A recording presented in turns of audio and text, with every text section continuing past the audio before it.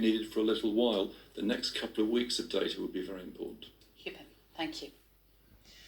People in Scotland have been warned to prepare for a digital Christmas and told that hopes of a normal Christmas are fiction this year. The country's clinical director said there was no question of normal festivities being allowed.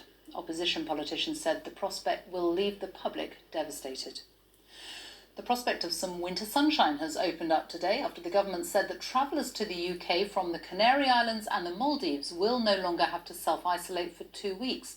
Denmark and the Greek island of Mykonos have also been removed from the quarantine list from Sunday morning.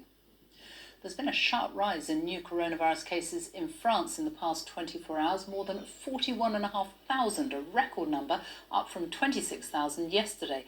It comes as a 9 p.m. curfew imposed in Paris and 8 other big cities last week is extended to 38 more districts for 6 weeks.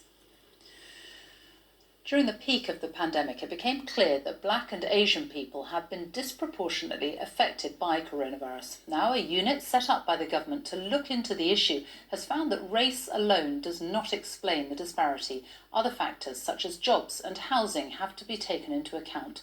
Our Community Affairs correspondent Adina Campbell has more. The coronavirus pandemic has had a life-changing personal and professional impact on Yen Mins. He's been taken off the front line as a critical care doctor in Barnsley. Because of my age, ethnic minority, my existing medical problems, then I'm in a high-risk group. So from September, I stopped working in intensive care unit because my risk for COVID is extremely high. And those risks have felt very real. He's still grieving the loss of his big brother Peter, who caught the virus and died in the hospital where he worked as a doctor 6 months ago. Black and Asian people are twice as likely to be infected by coronavirus compared to white people and end up in intensive care.